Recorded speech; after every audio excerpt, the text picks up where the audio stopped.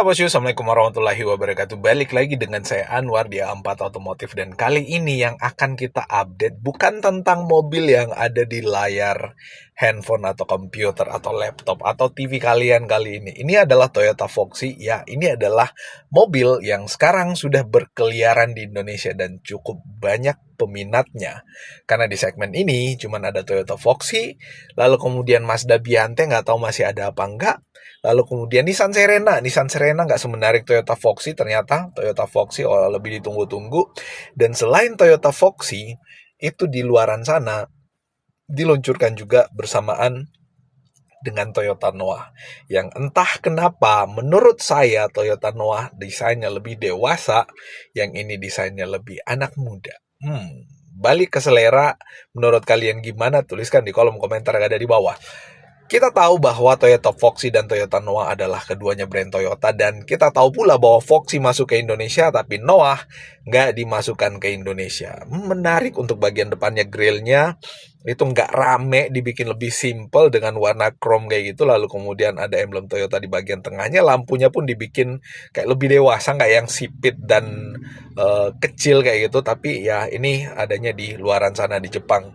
Nah, nggak tahu di negara lain udah launching juga apa nggak. Yang kita tahu bahwa Foxy masuk ke Indonesia, termasuk untuk Foxy ini kalau kita lihat di sisi belakang sebenarnya sama kurang lebih dengan yang ada di Toyota Noah, karena dia berbasis sama. Nah, sama seperti yang ada di sini. Karena diambil memang dari basis yang sama, cuman bentuk lampu berbeda, lalu kemudian ya yang lain-lainnya sedikit berbeda lah, termasuk di bagian kacanya. Nah, untuk bagian dalam juga ya semua udah tahu bahwa dashboardnya Toyota Foxy itu mirip-mirip kayak gini. Coba disimpan di kepala ya, karena yang akan kita tunjukkan kali ini adalah pesaing daripada si Toyota Foxy dan Toyota Noah yang datang dari brand lain. Kalian udah tahu di judulnya pasti datang dari Suzuki, nanti kita tunjukkan. Dan ini adalah layout dashboard daripada Toyota Noah, kurang lebih sama, nggak beda jauh. Lalu kemudian ini yang kita akan infokan ke kalian semua. Ini adalah Suzuki yang berani untuk melawan dominasi Toyota, berani untuk mencoba bermain dengan Toyota untuk line up MPV, ya masuk ke line up middle MPV lah ya, bukan yang lux MPV karena masih lebih mewah Alphard dengan Toyota Foxy atau yang sekelasnya. Tapi kalau kita lihat secara desain, mobil ini juga punya kelas, dan justru malah kalau kita lihat desainnya itu menyaingi atau mencoba untuk bertarung dengan Toyota Noah, bukan Toyota Foxy. Nah, tuh kelihatan gak kayak gitu? Ya, cukup keren juga. Infonya, mobil ini diambil dari basis Nissan Serena. Yang kita tahu bahwa Nissan Serena nggak semenarik Toyota Foxy yang ada di Indonesia. Serena lebih duluan muncul dengan pintu belakangnya yang bisa terbuka 2 tingkat kayak gitu. Lalu kemudian Foxy datang dengan tombol yang ada di bagian samping yang masing-masing dengan kelebihannya. Semua balik ke konsumen, mau yang kayak gimana atau butuhnya yang kayak gimana, semua balik ke selera.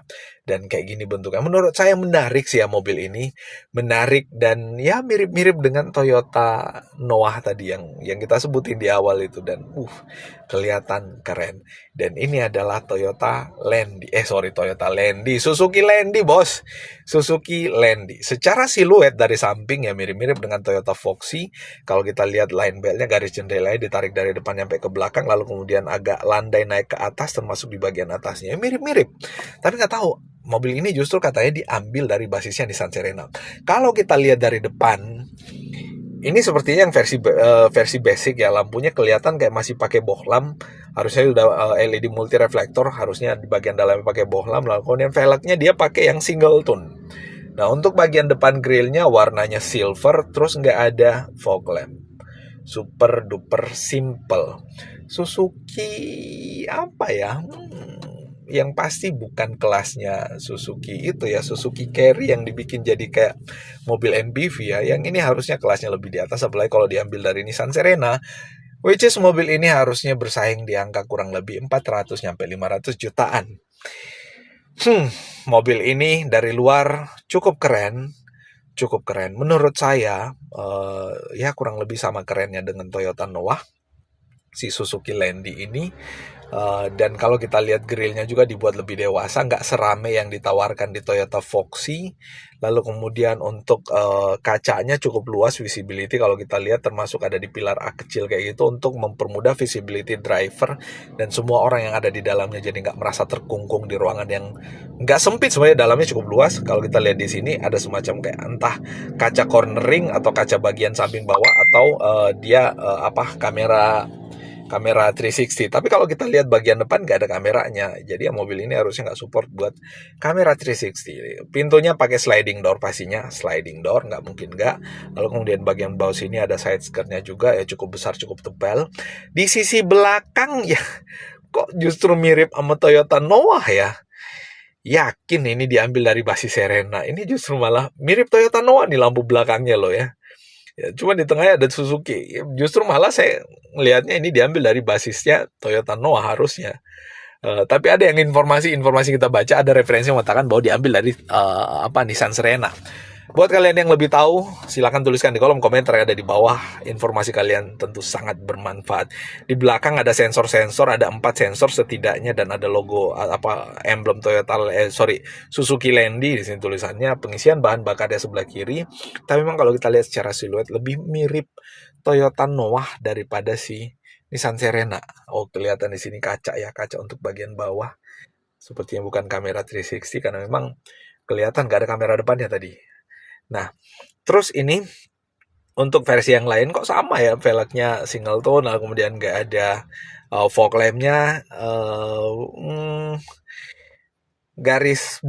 tarikan garis bodinya cukup tegas ya, ditarik dari bagian bawah sini lalu kemudian naik ke atas, lalu kemudian sampai sini, sampai ke bagian belakang di rel daripada pintu sliding door-nya yang ada di bagian samping kiri dan kanan. Dan lampunya kalau kita lihat cukup keren menurut saya, nggak terlalu nggak over, lebih dewasa intinya, nggak yang kayak pengen show on banget ya gitu. Jadi kelihatan kayak sederhana. Terus di tengahnya ada emblem Suzuki yang seolah-olah masih terintegrasi sebagai bagian dari grill 3 susun yang ada di bawah.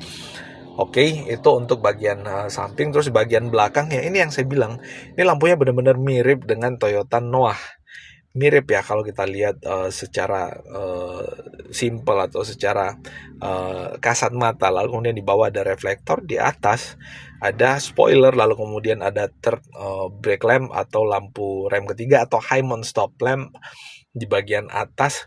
Lalu kemudian untuk kacanya di sini kalau kita lihat seolah-olah menyatu ya, kaca belakang, kaca samping, lalu kemudian ke bagian depan karena semua pilar-pilarnya bikin warna hitam. Andaikan lebih lebar lagi kacanya atau bezelnya lebih tipis lagi, gitu kelihatan lebih mewah lagi. Tapi nggak tahu, mungkin cost production jadi lebih mahal, harga mobilnya mungkin jadi lebih mahal. Kalau kita lihat di bagian sini ada gundukan di fendernya, jadi kelihatan kayak tapakan bannya dibikin lebih lebar. Terus bagian belakang remnya udah pakai cakram, kelihatan di situ ada kalipernya dan ada piringan cakramnya. Nah, ini adalah versi lama dari Landy. Ya kalau yang ini mirip Serena. Iya nggak? Ini mirip Serena, ini yang mirip Foxy, mirip Noah. Ya, yang ini mungkin dulunya diambil dari basis Serena ya. Ini Serena banget kelihatan kalau kita lihat dari belakang Landy ini. Jadi entah Landy ini selingkuh sama Toyota, Suzuki selingkuh sama Toyota. Sebelumnya pakai basisnya Serena, lalu kemudian pakai basisnya Toyota. Bisa jadi seperti itu, tapi itu tidak menutup kemungkinan karena memang kita tahu bahwa corporate actionnya produsen mobil itu banyak hal yang tidak bisa dikalkulasi dan diduga tiba-tiba pindah-pindah kayak gitu aja. Yang jelasnya mobil ini itu bersaing dengan Toyota Foxy dan Toyota Noah sekalipun diambil dari basis yang sama. Nah, untuk bagian interior mirip dengan Toyota Foxy dan Toyota Noah juga, tapi nggak tahu kenapa mobil ini itu nggak ada head unitnya. Jadi versinya sangat amat keterlaluan basic. Masa nggak ada head unitnya? Tapi ya mungkin ini unit contoh ya. Jadi kemungkinan nanti akan dipasang head unit yang touchscreen pula. Kenapa nggak sekalian yang blind fan aja ya? Jadi kayak gitulah. Lalu kemudian di sini ada cup holder mirip persis yang ada di Toyota Noah. Yakin saya bahwa mobil ini diambil dari basis Toyota, termasuk di bagian konsol tengahnya ini tuas transmisinya, parking brake-nya, lalu kemudian di bawah seperti ada auto hold-nya, lalu kemudian ada tombol-tombol lain tempat buat naruh barang, ada laci lagi di bagian bawahnya, lalu kemudian ada power outlet, dan untuk setirnya kalau kita lihat sebelah kiri ada audio switch, sebelah kanan maybe ada cruise control kalau memang dilengkapi dengan cruise control. Tempat penyimpanan barang di bagian atas ini, dan harusnya di sini materialnya soft untuk bagian ini ya, kalau dia mengikuti basis daripada Toyota Foxy atau Toyota Noah. Di atas ini start stop engine maybe kurang lebih, tapi warna biru ya. Kalau warna biru biasanya untuk mobil-mobil elektrik. Apakah mobil ini basisnya elektrik? Kagak tahu bos. Joknya kelihatan masih pakai bahan yang fabric. Lalu kemudian lebih dekat lagi, sorry gambarnya pecah. Ya kurang lebih kayak tadi, di bawah sini ada tombol-tombol lagi, lalu kemudian ada slot buat naruh kartu, di sebelah kanan ada buat cup holder lagi, ada kisi-kisi AC, dan head unitnya masih pakai analog, di tengah ada MID. Setirnya harusnya bisa buat naik turun maju mundur, lalu kemudian dibalut kulit dengan jahitan asli atau stitching asli ya, cukup mewah lah, lumayan lah. Kalau dengan ini udah pakai ini ya, pakai head unit ya, yang tadi kok ditutup. Nah, untuk konfigurasi joknya, ya kita tahu bahwa mobil-mobil sejenis ini tuh pakai captain seat untuk baris keduanya, which is mobil ini bisa buat 5-seater, bisa buat bisa buat 6-seater, bisa buat 7-seater, karena yang di belakang kelasnya kasta ketiga ya. Kasta pertama mungkin di kalau mobil kayak gini kan kasta pertama di tengah, kasta kedua di depan supir, asisten, kasta ketiga di belakang, asistennya asisten maybe. Nah, terus di bagian tengah di sini masih ada headrest-nya, which is belakang berarti bisa buat 3 orang, plus 4, 2 di tengah, 2 di depan, berarti ya bisalah buat 7-seater. Ada pengaturan buat sliding di sini, ada pengaturan buat buat reclining maybe atau high adjuster, dan di sini ada buat sandaran tangan yang bisa dinaik turunkan. Ada meja tengah yang biasanya kalau meja dilipat kayak gini memudahkan akses untuk menuju jok ke belakang. Dan ini kalau kita lihat relnya panjang banget bosku, jadi benar-benar bisa buat baring kalau misalkan dimajukan ke depan atau diselonjorkan ke belakang. Wah, semua bergantung selera. Dan kalau dia basisnya Toyota, kalau kita lihat ini pelipatannya, dia pelipatan naik ke atas, tapi yang model mengunci. Di sini ada tombolnya kelihatan. Nggak lupa bosku, ada seatbelt 3 titik pastinya untuk semua titik. Nah, ini untuk bagian dashboardnya tadi kita udah tunjukin, dan untuk bagian dalamnya kelihatan kayak gini. Waduh, justru bosnya duduk di bagian belakang ya, anak kecil justru yang bagian tengah, ketuker ini harusnya yang dewasa yang di depan dong. Aduh, harusnya bosnya yang duduk di bagian depan sini, anak-anak pindah ke belakang. Tapi ya terserah yang punya mobil mau dipakai untuk siapa atau diatur kayak gimana, terserah. Nah, untuk baris keduanya kayak ini kelihatan lega, nyaman gitu kan. Apa misalkan di bagian meja tengahnya dinaikkan dan dijadikan cup holder di situ, berfungsi dengan sangat baik. Well, itu yang bisa kita update. Tapi sayangnya ini kok headrest-nya harusnya bisa dilipat lah ya untuk headrest-nya, karena mengganggu spion tengah nih. Terlalu besar, terlalu tinggi, justru malah yang di tengah. Yang di samping nggak begitu tinggi tadi kelihatannya. Nah nih, yang di tengah malah justru sangat besar tapi kelihatan tipis. Tapi ya itulah adanya. Well bos, itu yang bisa kita update kali ini. Mohon maaf kalau ada yang keliru dan salah. Dan informasinya, mobil ini masih di Jepang. Akan diumumkan masuk ke Indonesia apa kagak, kita belum tahu informasinya. Tapi yang jelas bahwa Suzuki akhir-akhir ini memasukkan beberapa varian mobil, dan kemungkinan mobil ini juga akan dipertimbangkan untuk masuk ke Indonesia. Itu yang bisa kita update bosku. Mohon maaf kalau ada yang keliru dan salah. Wassalamualaikum warahmatullahi wabarakatuh.